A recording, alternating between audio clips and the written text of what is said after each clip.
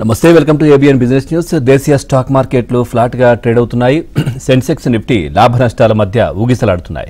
Power grid corporation, HUL, Infosys, Nestle, JSW steel షేర్లు లాభాల్లో trade అవుతుండగా ఇటు ఇండస్ఇండ్ బ్యాంక్ కావచ్చు, ONGC, Trent, Titan company, Bajaj auto షేర్లు నష్టాల్లో కొనసాగుతున్న పరిస్థితి అయితే కనిపిస్తా ఉంది. ప్రజెంట్ మనం చూస్తే నిఫ్టీ 50 22,466 స్వల్పంగా 85 పాయింట్ల నష్టంతో ముందుకెళ్తా ఉంది. ఇటు బీఎస్సీ సెన్సెక్స్ 74,146 దగ్గర కొనసాగుతా ఉంది.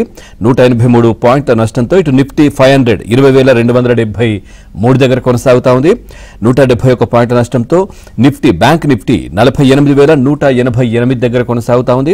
309 పాయింట్ల నష్టంతో నిఫ్టీ ఐటీ 37,625 దగ్గర కొనసాగుతా ఉంది. 194 పాయింట్ల నష్టంతో. ఇక మార్కెట్కి సంబంధించి మీకు ఏదైనా డౌట్ ఉంటే స్క్రీన్ పైన కనిపిస్తున్నటువంటి నంబర్కి కాల్ చేయొచ్చు, లేదంటే కామెంట్ రూపంలో కూడా మీ డౌట్ని అక్కడ రాస్తే మనతో పాటు senior business analyst Eedara Ramakrishna గారు కూడా లైవ్లో సిద్ధంగా ఉన్నారు. వారిని అడిగి మీ సందేహాలు నివృత్తి చేసే ప్రయత్నం చేస్తాను. ముందుగా వారితో మాట్లాడదాం. సార్ నమస్తే. సార్ ఏంటి సార్, మార్కెట్లు కోలుకున్నట్టే కోలుకుంటున్నాయి, మళ్ళీ ఫ్లాట్గా లేదంటే నష్టాలు, ఏంటి ట్రెండ్ ఈ విధంగా కంటిన్యూ అవ్వడానికి కారణం ఏంటంటారు? మెయిన్ గా టారిఫ్స్ మీద ఉన్న సందిగ్ధత అండి. అంటే టారిఫ్స్ ఏ రంగాల మీద ఎక్కువ తగ్గిస్తారు, లేకపోతే తగ్గించరు, లేకపోతే అనిశ్చిత అనేది ఒకటి కొనసాగుతూ ఉంది. మొన్న మార్చ్ 7th కూడా మొబైల్ ఆఫీస్ లో ట్రంప్ చెప్పడం జరిగింది, ఇండియన్ గవర్నమెంట్ కూడా ఒప్పుకుంది టారిఫ్స్ తగ్గించడానికి. అట్లాగే రష్యా నుంచి వెపన్స్ కొనొద్దని కూడా కొన్ని ఆంక్షలు విధించేటట్లు అమెరికా కనిపిస్తూ ఉంది. సో ఇట్లాంటి వార్తలు వస్తున్నప్పుడు మార్కెట్ లో కొంచెము లాస్ట్ 3 సెషన్స్ మన మార్కెట్స్ పెరిగాయి. ఆల్మోస్ట్ లాస్ట్ వీక్ లో 450 పాయింట్స్ దాకా మన మార్కెట్స్ పెరగడం చూసాము. కొంత ప్రాఫిట్ బుకింగ్ అనుకోవచ్చు, లేకపోతే ట్యాక్స్ హార్వెస్టింగ్ అనుకోవచ్చు, రకరకాల రీజన్స్ వల్ల మళ్ళీ కొంత సెల్లింగ్ ఈ రోజు మనం చూస్తున్నాము. ఈ అనిశ్చితి తొలగేదాకా కొంత మార్కెట్స్ ఒడిదుడుకుల మధ్య పైకెళ్లే ఛాన్స్ ఉంది. ముఖ్యంగా రెసిస్టెన్స్ పరంగా చూసినప్పుడు 22,700 అనేది మనకి 20 days మూవింగ్ యావరేజ్, అది ఒక ఇంపార్టెంట్ లెవెల్ గా ఉంది. అదే ప్రైస్ పాయింట్ దగ్గర గ్యాప్ కూడా ఉందండి, ఆ గ్యాప్ కూడా క్లోజ్ కావాల్సిన అవసరం ఉంది. అట్లాగే 22,800 అనేది ప్రీవియస్ గా చాలా సందర్భాల్లో సపోర్ట్ తీసుకున్న ప్లేస్. సో అది బ్రేక్ అవ్వాలన్నా కూడా కొంచెం మార్కెట్ లో రెసిస్టెన్స్ ఉంది. ఆ రెండు లెవెల్స్ 22,700, 800 క్రాస్ అయిన తర్వాతే మార్కెట్ లో కొంత స్మూత్ గా పైకి వెళ్ళే ఛాన్స్ ఉంటుంది. అప్పుడు దాకా కొంత consolidation to resistance levels face చేసే దశ మనం చూస్తాం. సార్ మీతో మాట్లాడడానికి ఒంగోలు నుంచి శ్రీనివాసులు గారు ఉన్నారు. శ్రీనివాసులు గారు, మీ డౌట్ ఏంటో అడగండి. రామకృష్ణ గారు ఉన్నారు. సార్ గణేష ఇంకో 3 years ఈ రేట్ బైక్ చేసుకోవచ్చు సార్, లాంగ్ టర్మ్ అంటే ఒక 4-5 years కి. అదేవిధంగా సొనాటా సాఫ్ట్వేర్ ఓకే సార్, ఈ రెండు లాంగ్ టర్మ్ కి గుడ్ స్టాక్స్ అయినా ఒక 5 years కి. సో 5 years టైం ఫ్రేమ్ కోసం అడుగుతున్నారు మీరు. గణేష్ ఎకోస్ఫియర్ 1353 ఉందండి. రీసెంట్ గా మంచి బాగా ఫాలో అయింది ఈ స్టాక్. అయినప్పటికీ ఈ స్టాక్ చూడాలండి, అంటే ఇంకొంచెం రిజల్ట్స్ ఇంప్రూవ్ కావాల్సిన అవసరం ఉంది. స్టాక్ ఫండమెంటల్ గా బాగానే ఉందండి, డివిడెండ్ పేయింగ్ అదంతా కనిపిస్తూ ఉంది. చూడండి, అంటే నెక్స్ట్ మీరు మళ్ళీ బై చేయాలి అనుకుంటే 1,550 ఆ ప్రాంతాలు దాటిన తర్వాత మాత్రం, అంటే ఇక్కడ నుంచి 200 రూపాయలు పైకి వెళ్ళిన తర్వాత మాత్రమే ఫ్రెష్ బయింగ్ చేయమని చెప్తాను. సొనాటా సాఫ్ట్వేర్ 374 దగ్గర ప్రస్తుతం ట్రేడ్ అవుతుందండి. కొంచెం వీక్ గా ఉందండి. ఈ టారిఫ్స్ నేపథ్యంలో ఐటీ కంపెనీలు అలాగే ఫార్మాలకి కొంచెం ఇబ్బందికరమైన స్థితి, అందువల్ల కొంచెం వీక్నెస్ ఈ స్టాక్ లో కనిపిస్తుంది. దీంట్లో కూడా వెయిట్ చేయమని చెప్తాను. Right sir. శ్రీనివాస్ పొలిశెట్టి గారు అడుగుతున్నారు sir, PFC and NBCC fresh buy చేయొచ్చా అని అడుగుతున్నారు. ఓకే, సో పిఎఫ్సి అయితే కొంచెము కన్సల్టేషన్ కనిపిస్తుందండి. లాస్ట్ 1 month నుంచి ఇదే ప్రైస్ పాయింట్ దగ్గర ఉంది. అంటే కొంచెం ఒక రేంజ్ లో ట్రేడ్ అవుతూ ఈ ప్రైస్ ని సపోర్ట్ చేస్తుంది. 395 ఉంది.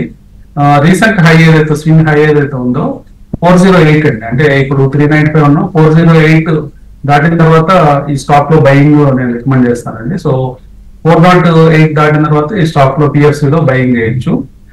అలాగే ఎన్బిసిసి మాత్రం ప్రస్తుతం అవాయిడ్ చేయమని చెప్తాను.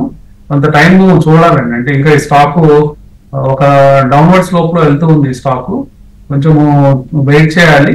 అరౌండ్ 70 రూపీస్ దగ్గర ప్రస్తుతం 78.6 ఉంది. 70 రూపీస్ దగ్గర కొంత సపోర్ట్స్ దొరకచ్చు. అయినప్పటికీ అక్కడ వెయిట్ చేసి పరిస్థితి బట్టి అక్కడ తీసుకోవచ్చు. Right sir. మురళీకృష్ణ గారు ఉన్నారు విజయవాడ నుంచి. మురళి గారు నమస్తే అండి, మీ డౌట్ అడగండి. నమస్తే అండి. నమస్తే. మాట్లాడండి. రామకృష్ణ గారు నమస్తే అండి. నమస్తే. నా దగ్గర ఐఆర్ఎఫ్సి ఒక 1000 షేర్స్ ఉన్నాయండి, మాస్టిక్ కూడా ఒక 1000 షేర్స్ ఉన్నాయండి రెండు. అయితే ఐఆర్ఎఫ్సి లో నుంచి ఐఆర్ఎఫ్సి అమ్మేసి ఇంకొక 1000 మాస్టిక్ లోకి వెళ్ళొచ్చా? మీ అడ్వైస్ చెప్పండి. ఓకే అండి. మాస్టిక్ ప్రస్తుతం 159 ఉందండి. ఐఆర్ఎఫ్సి రెండు డిఫరెంట్ కంపెనీస్ అండి. IRFC just finance company, railway department లో జరిగే వర్క్స్ వాటికి ఎక్కువ ఫైనాన్స్ చేస్తూ ఉంటారు. తర్వాత మాస్టిక్ టోటల్ గా సెమీ కండక్టర్ ఎలక్ట్రానిక్స్ ఆ డివిజన్ లో ఉంది.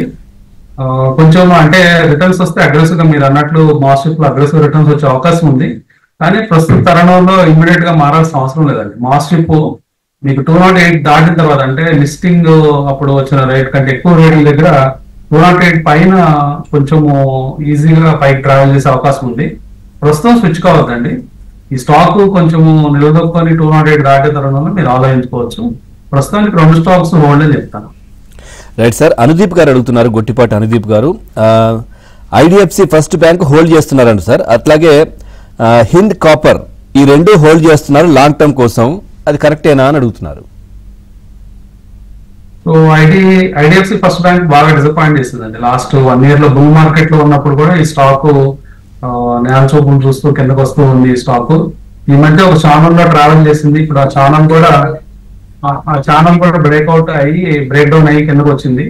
సో ప్రస్తుతానికి ఐడిఎఫ్సి కొంచెం అంటే ఇంకా టైం పట్టే అవకాశం ఉందండి. చాలా రోజులు టైం పట్టే అవకాశం ఉంది.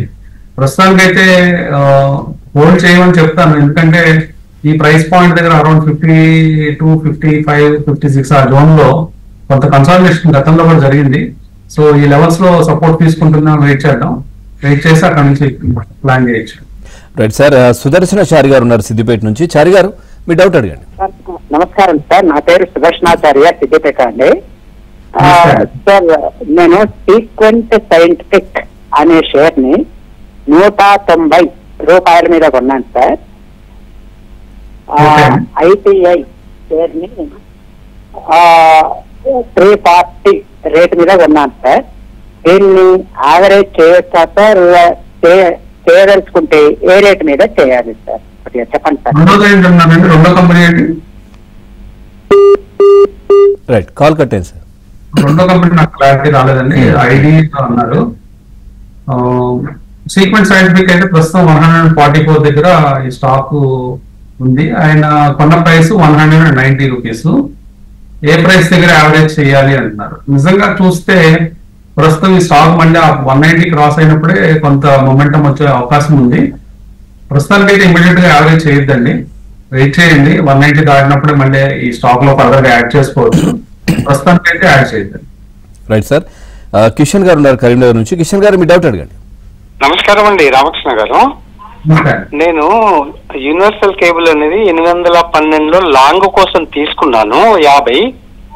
మళ్ళీ ఎక్కడ యావరేజ్ చేయాలి సార్? ఇంకొకటి ఇండస్ ఇండ్ బ్యాంక్ ఏ రేట్ లో తీసుకోవాలి లాంగ్ కోసం? యూనివర్సల్ కేబుల్ ఏ ప్రైస్ తో కొన్నారన్నారు? 812 sir. Okay. So universal cable ప్రస్తుతం ప్రైస్ 492 ఉందండి. మీరు ఇందులో అంటే చాలా స్టాక్ చాలా పడిపోయింది రీసెంట్ డేస్ లో.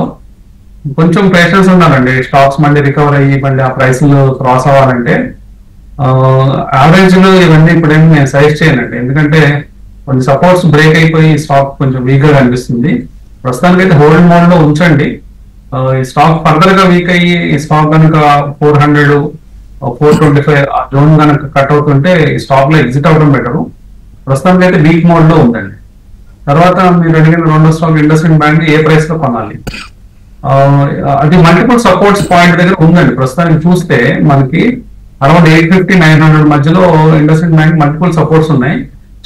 కానీ ఈ సపోర్ట్స్ నిలబడతాయా లేదనేది పెద్ద ప్రశ్నార్థకం అండి. ఎందుకంటే లాస్ట్ 3 quarterly రిజల్ట్స్ ఈ స్టాక్ బాగాలేదు, వీక్ నెంబర్స్ ఇవ్వడం జరిగింది. అట్లాగే పెద్ద మేజర్ బ్యాంక్స్ మధ్యలో ఇండస్ ఇండ్ కాంపిటీషన్ లో నిలదొక్కోలేకపోతుంది. కాబట్టి కొంచెం కాషియస్ గా ఉండాల్సిన టైము. ప్రస్తుతానికి అయితే అవాయిడ్ చేయమని చెప్తాను. రైట్ సార్, కొన్ని కామెంట్స్ కూడా ఉన్నాయి. సతీష్ కుమార్ సకరి అడుగుతున్నారు సార్ మా మోల్టెక్ ప్యాకేజింగ్ 609లో ఉన్నాయంట, ఎన్టీపీసీ గ్రీన్ 129లో ఎగ్జిట్ కమ్మంటారా హోల్డా లాంగ్ టర్మ్ కోసం అని అడుగుతున్నారు.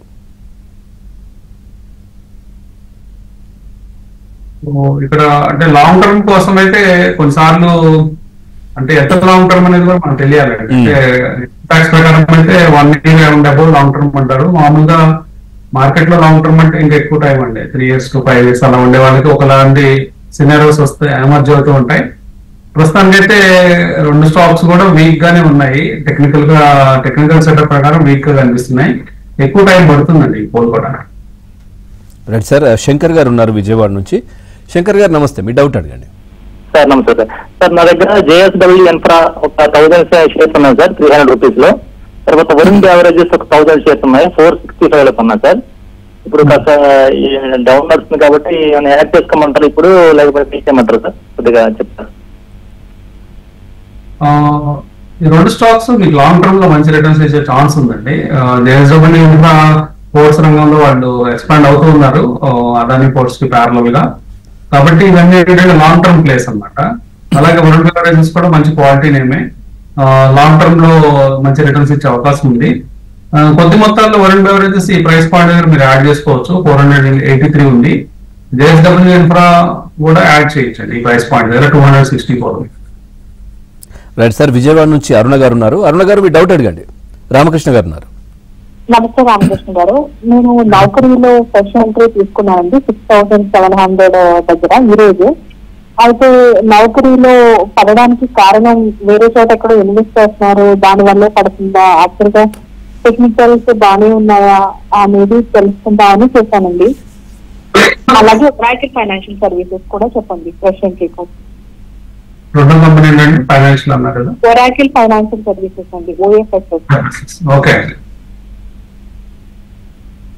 ఓకే ఐటీ స్టాక్స్ అన్ని కూడా కొంచెం వీక్ మోడ్ లో ఉన్నాయండి ప్రస్తుతం. లాస్ట్ ఫ్యూ సెషన్స్ మనం చూసినప్పుడు చాలా వీక్ అవుతున్నాయి.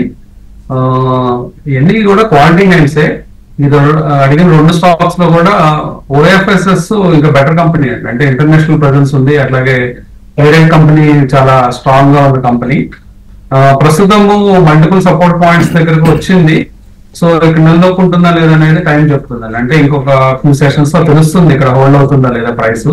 ప్రస్తుతం 700 390 దగ్గర ఉంది. ఈ స్టాక్ అంటే రిలేటివ్ గా ఈ సైజ్ కంపెనీస్ లో కొంచెం అట్రాక్టివ్ ప్రైసింగ్ లో ఉందని చెప్పుకోవచ్చు. తర్వాత మీరు అడిగిన నౌకరీ కనుక చూస్తే 6596 స్టాక్ ట్రేడ్ అవుతుంది, కొంచెం వీక్ గా ఉందండి. ఎందుకంటే రీసెంట్ స్వింగ్ లోని కూడా కట్ చేసుకొని కిందకు వస్తూ ఉంది. నెక్స్ట్ సపోర్ట్స్ ఈ స్టాక్ కి 6000 రూపాయల దగ్గర దొరికే అవకాశం ఉంది. ప్రస్తుతానికి ప్రెసెంట్ మార్కెట్ అయితే ఫ్లాట్ గా కంటిన్యూ అవుతున్న పరిస్థితి. మనతో పాటు ఈదర రామకృష్ణ గారు ఉన్నారు. సార్ మీతో మాట్లాడడానికి పద్మ గారు ఉన్నారు రాజమండ్రి నుంచి. పద్మ గారు మీ డౌట్ అడగండి. రామకృష్ణ గారు ఉన్నారు.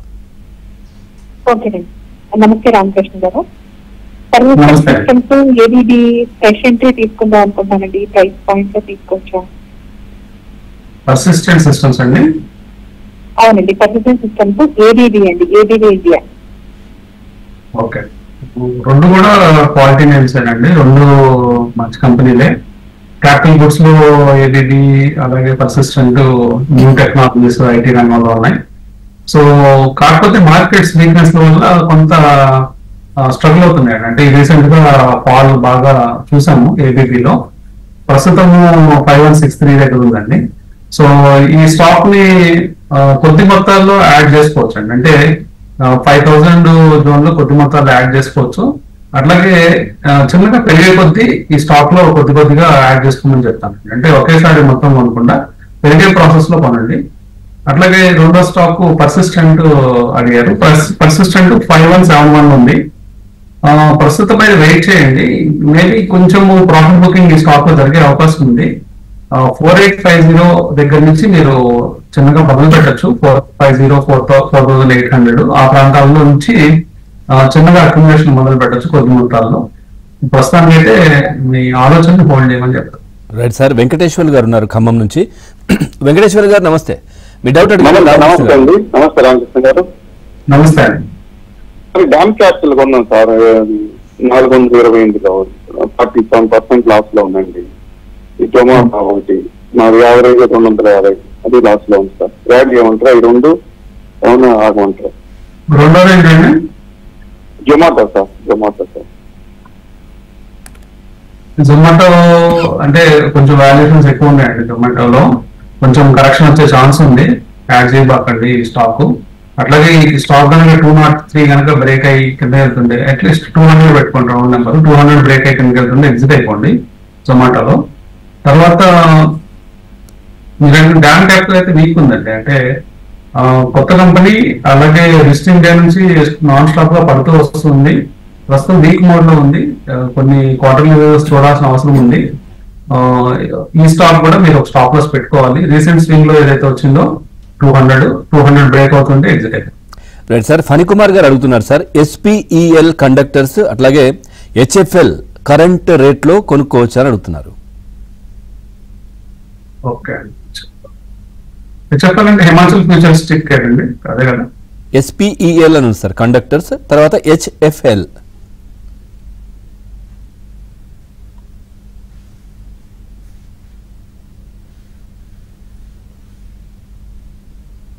ఓకే, నాకు HFL.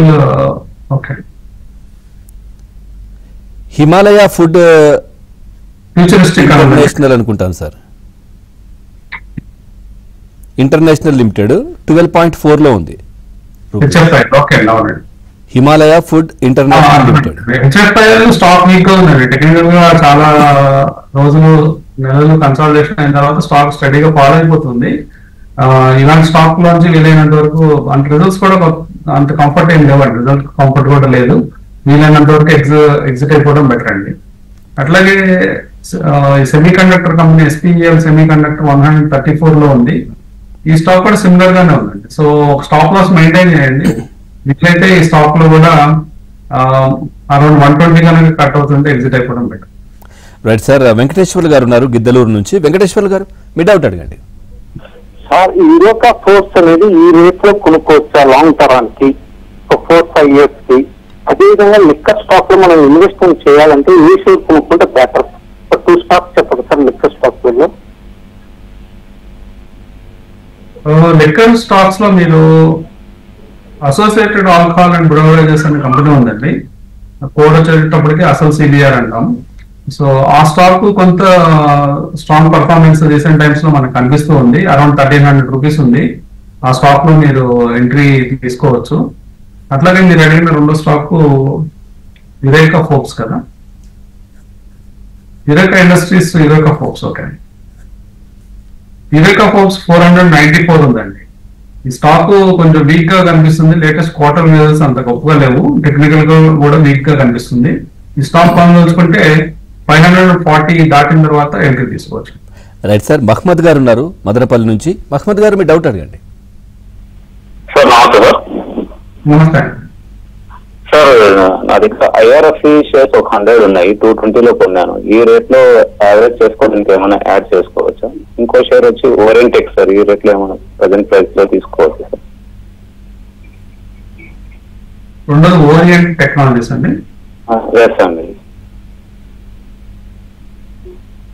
ఓకే, సో IRFC మాత్రం 130-35 దాటిన తర్వాత మాత్రం యావరేజ్ చేయండి. ప్రస్తుతం యావరేజ్ చేయదండి. 119 ఉంది ప్రస్తుతం. 130-135 జోన్ దాటిన తర్వాత మాత్రమే IRFC యావరేజ్ చేసుకోండి. ప్రస్తుతానికి అయితే యావరేజ్ చేయొద్దు. అట్లాగే ఓరియంట్ టెక్నాలజీస్ వీక్ గా ఉందండి. Most of the IPO companies 2024 లో రిలీజ్ అయిన IPO companies almost listing day రోజు ప్రైసెస్ వచ్చేసాయి. అంటే మార్కెట్ ఎక్సెస్ ఏదైతే ఉందో ఆ ఎక్సెస్ అంతా కూడా తీసివేసినట్టు కనిపిస్తుంది. చాలా మంది హై ప్రైసెస్ లో స్ట్రక్ అయి ఉన్నారు. సో ప్రస్తుతం అయితే ఈ స్టాక్ లో ఏమీ యాడ్ చేయొద్దు, వెయిట్ చేయండి, వాచ్ చేస్తా ఉండండి. ఇన్ కేసు ఈ స్టాక్ లో ఏమన్నా అంటే ఇంకా వీక్నెస్ కనుక కనిపిస్తుంటే ఒకసారి ఎగ్జిట్ అవ్వడం కూడా బెటర్ అండి. ఈ స్టాక్ అనేది 280 కట్ అవుతుంటే ఎగ్జిట్ అయ్యింది. Right sir. గోపాలకృష్ణరాజు గారు ఉన్నారు భీమవరం నుంచి. రాజు గారు నమస్తే, మీ డౌట్ అడగండి. నమస్తే సార్. నమస్తే సార్, 4th క్వార్టర్ రిజల్ట్స్ వచ్చేదాకా మార్కెట్ ఎలాగే ఉంటుందని కొంచెం చెప్పండి sir. Okay, market 4th quarter results కంటే ముందు ఇప్పుడు ఈ ట్రంప్ న్యూస్లు ఇవన్నీ ఉన్నాయండి. ట్రంప్ ఎలాంటి నిర్ణయాలు తీసుకుంటారు ఇండియా మీద, ఆంక్షలు ఎలా ఉంటాయి, ఇట్లాంటి అంశాల మీదే మార్కెట్ ఎక్కువ ఫోకస్ చేస్తుంది. తర్వాత ఎఫ్ఐఐ సెల్లింగ్ ఇంటెన్సిఫై అవుతూ ఉందండి. అంటే మనం అబ్జర్వ్ చేస్తే ఆల్మోస్ట్ మనకి డిసెంబర్ నుంచి ఇప్పటికీ 1,50,000 కోట్ల రూపాయల వరకు స్టాక్స్ వాళ్ళు అమ్మేయడం జరిగింది. అలాగే లాస్ట్ ఈ మంత్ లో ఫస్ట్ వీక్ లో చూసుకున్నా కానీ 25,000 కోట్ల రూపాయల స్టాక్ అమ్మడం జరిగిందండి. అంటే వాళ్ళ సెల్లింగ్ ఎక్కువ ఉన్నప్పుడు మన స్టాక్స్ క్వాలిటీ ఉన్నా కానీ క్వాలిటీ లేకపోయినా ఏ కారణం అంటే స్టాక్ ఎలాంటిది అయినా కానీ స్టాక్స్ పడిపోతూ ఉంటాయండి. తద్వారా ఇండెక్స్ కూడా కిందకి వెళ్తూ ఉంటాయి. అది మనం గుర్తించాలి. సో మార్కెట్ లో ఏదైనా ఈవెంట్ జరిగి లేకపోతే ఏదైనా బిగ్ న్యూస్ వచ్చి అంటే కొన్ని న్యూస్ వస్తూ ఉన్నాయి, జిఎస్టీ తగ్గిస్తారని ఇట్లాంటి వార్తలు వస్తున్నాయి. మెయిన్ గా వాళ్ళని హట్ చేసిన పాయింట్ ఏంటంటే ఎఫ్ఐఎస్ ని క్యాపిటల్ గెయిన్స్ ట్యాక్స్ ప్రపంచంలో ఎక్కడా లేదు ఫారినర్ కి. అలాంటిది ఇండియాలో capital gains tax recent times లో పెంచడం, అంటే 2018 ఇంట్రడ్యూస్ చేసిన మొన్న జులై బడ్జెట్ లో పెంచడం, ఇవన్నీ కూడా వాళ్ళని బాగా హట్ చేసాయి. అప్పటి నుంచి వాళ్ళు సెల్లింగ్ ఇంటెన్సిఫై చేసుకుంటూ వచ్చారు. ఇప్పుడు కూడా అది కంటిన్యూ అవుతుంది ఆ సెల్లింగ్ వల్ల, ఆ ప్రెషర్ వల్ల మార్కెట్స్ కొన్ని రోజులు పెరుగుతున్నా కానీ ఒక్కో రోజు మళ్ళీ పడుతూ ఉంది. కాబట్టి ఇది మనం గుర్తించాలండి. అంటే వాటర్ లెవెల్స్ బాగుండొచ్చు కానీ వాల్యుయేషన్స్ కొంచెం ష్రింక్ అయ్యే ఛాన్సెస్ ఉంటాయి. సో ఇవన్నీ కూడా మనం అబ్జర్వ్ చేసుకొని దాన్ని బట్టి ఫాలో కావాల్సిన అవసరం ఉంటుంది అండి అప్పటికప్పుడు. సో ఎక్స్టర్నల్ ఫ్యాక్టర్స్ కొంచెం వీక్ గా ఉన్నామండి. ఇంటర్నల్ గా డొమెస్టిక్ గా మాత్రం మనం అంత బ్యాడ్ న్యూస్ లేవు. మన ఎకానమీ బాగానే ఉంది. అలాగే జీడిపి నెంబర్స్ పెరుగుతున్నాయి. అన్ని ట్యాక్సెస్ వేరే ఇండికేటర్స్ తీసుకున్నప్పుడు ట్రావెల్ వాటికి సంబంధించిన ఇండికేటర్స్ ఏది తీసుకున్నా కానీ బాగున్నాయి. కానీ ఎక్స్టర్నల్ ఫ్యాక్టర్స్ కూల్ డౌన్ అయిన తర్వాత మన మార్కెట్స్ పుంజుకునే ఛాన్స్ ఉంది. రైట్ సార్, అంజలి గారు ఉన్నారు సార్ విజయవాడ నుంచి. అంజలి గారు మీ డౌట్ అడగండి. నమస్తే అండి. పేజ్ ఇండస్ట్రీస్ స్టాక్ అండి పెరిగిలైట్ తీసుకుందాం అనుకుంటున్నానండి. యాక్చువల్గా ఇది మార్కెట్ ఫాల్ లో కూడా చాలా స్టేబుల్ గా ఉన్నాయి వాల్యూస్. సో మీ అనాలిసిస్ చెప్పగలుగుతాను ఆశిస్తున్నాను. పేజ్ ఇండస్ట్రీస్ అనేది మంచి పిక్ అండి. ప్రస్తుతం 39,820 దగ్గర ఉంది. కొంచెం లాంగ్ టర్మ్ వ్యూ ఉన్నట్లయితే అట్లీస్ట్ ఒక 2 years పాటు హోల్డ్ చేయగలము అనుకున్నప్పుడు ఈ స్టాక్ లో మీకు డీసెంట్ రిటర్న్స్ వచ్చే అవకాశం ఉందండి. కాబట్టి పేజ్ ఇండస్ట్రీస్ లో మీరు కొద్ది మొత్తంలో యాడ్ చేసుకోవచ్చు. అంటే మీరు ఒక 100 రూపీస్ ఎగ్జాంపుల్ చెప్తున్నాను, 100 రూపీస్ ఇన్వెస్ట్ చేయదలుచుకుంటే ఇప్పుడు 39,820 ఉంది. ఒక 25% వాటా ఇక్కడ ఇన్వెస్ట్ చేసి చిన్నగా పెరిగే కొద్దీ యాడ్ చేసుకోమని చెప్తాను. అట్లాగే పిఏ ఇండస్ట్రీస్ అండి రెండవ స్టాక్ మీకు అడిగింది. ఓకే అండి, పిఏ ఇండస్ట్రీస్ కనుక చూస్తే రీసెంట్ భారీ ఫాల్ తర్వాత ఈ స్టాక్ ఆల్మోస్ట్ 4,700-800 నుంచి 3,000 ఫాల్ అయింది. కొంత రికవరీ పాత్ కనిపిస్తుందండి. ఫ్రెష్ గా యాడ్ చేసుకోవచ్చు ఈ స్టాక్ లో. 25% మొదలు పెట్టి చిన్నగా పైకి వెళ్ళే కొద్దీ యాడ్ చేసుకోమని చెప్తాను. రైట్ సార్, కొన్ని కామెంట్స్ ఉండే సుధాకర్ గారు అడుగుతున్నారు. ఎక్సికామ్ ఒకటి, తర్వాత మార్ఫిన్ ల్యాబ్స్ 40% లాస్ లో ఉన్నారంట, యావరేజ్ చేయమంటారని అడుగుతున్నారు. యావరేజ్ చేయొద్దండి. అంటే ఎందుకంటే స్టాక్స్ పర్టికులర్ గా ఎక్సికామ్ అయితే ఇంకా ఒక మంచి రిజల్ట్స్ అనేది ఇవ్వలేదు. లాస్ట్ 4-5 quarters రిజల్ట్స్ మనకి అందుబాటులో ఉన్నాయి. అవన్నీ కూడా మ్యూటెడ్ గా ఉన్నాయి. అంటే ఇంకా ఈ స్టాక్ కొంత టైం పడుతుందండి. అంటే మంచి క్వార్టర్ వచ్చి రివర్సల్స్ అయినప్పుడు మాత్రమే యావరేజ్ చేసుకోవచ్చు. సో కాబట్టి ఇప్పుడు ఇమీడియట్ గా యావరేజ్ చేయొద్దని చెప్తాను. Right sir, thank you Ramakrishna గారు. మార్కెట్కి సంబంధించి చాలా చక్కటి విశ్లేషణ అందించారు. Thank you very much. ఇది వాళ్ళ ఏబిఎన్ బిజినెస్ న్యూస్. తాజా సమాచారం కోసం చూస్తూనే ఉండండి ఏబిఎన్.